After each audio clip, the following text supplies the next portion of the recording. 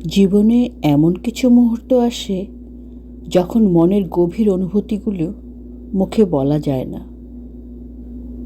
কিছু ব্যথা, কিছু অভিমান, কিছু না বলা কথা একভাবে না একভাবে প্রকাশ পেতে চায়। কিছু অনুভূতি ভাষায় প্রকাশ করা যায় না, শুধু অনুভব করা যায়। এই নীরবতা যেন হাজারো অব্যক্ত কথার প্রতিধ্বনি। বিষণ্ণতার মেঘ যখন মন খারাপের বৃষ্টি ঝরায়, তখন একান্তে বসে পুরনো দিনের কথা মনে পড়ে। সেই সোনালি দিনগুলো কি আর ফিরে আসবে? নতুন করে বাঁচতে শেখা কঠিন, কিন্তু অসম্ভব নয়। পুরনো ভুলগুলো থেকে শিক্ষা নিয়ে সামনে এগিয়ে যাওয়াই জীবন। কিছু সম্পর্ক সময়ের সাথে সাথে মলিন হয়ে যায়। হয়তো পরিস্থিতি বদলায়, হয়তো মানুষ, কিন্তু সে পুরনো অনুভূতিগুলো বুকের গভীরে কোথাও না কোথাও রয়ে যায়।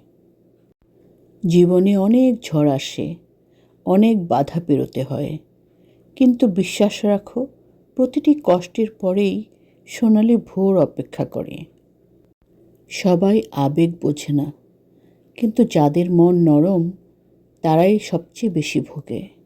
আবেগ দিয়ে জীবন গড়া যায় না, বরং জীবনকে বুঝে আবেগ নিয়ন্ত্রণ করতে হয়।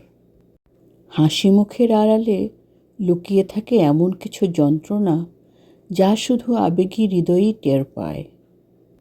যার ভেতরে আবেগ বেশি, সে নিজেই নিজের সবচেয়ে বড় শত্রু হয়। সময় কারো জন্য থেমে থাকে না। ফেলে আসা দিনগুলো শুধু স্মৃতি হয়ে রয়। তাই প্রতিটি মুহূর্তকেই এনজয় করা উচিত। জীবনের পথটা সবসময় মসৃণ হয় না। কখনো আঁধার ঘনিয়ে আসে, আবার কখনো আলো ঝলমল করে ওঠে। এই পথ চলায় যারা পাশে থাকে তারাই আসল সঙ্গী। আমি কষ্ট পাই, ভেঙে যাই, হারিয়ে যাই, কিন্তু তারপরও আবার নতুন করে হাসতে শিখি। এটা আমার অভ্যাস নয়, বেঁচে থাকার উপায়। কখনো কখনো নিজের সঙ্গে নিজেরই মিল পাই না, এত বদলে গেছি কষ্টের ভারে। সবাই ভালো থাকতে চায়, কিন্তু কেউ জানে না ভালো থাকার অভিনয় কতটা ক্লান্তিকর। সবার জন্য শুভকামনা রইল।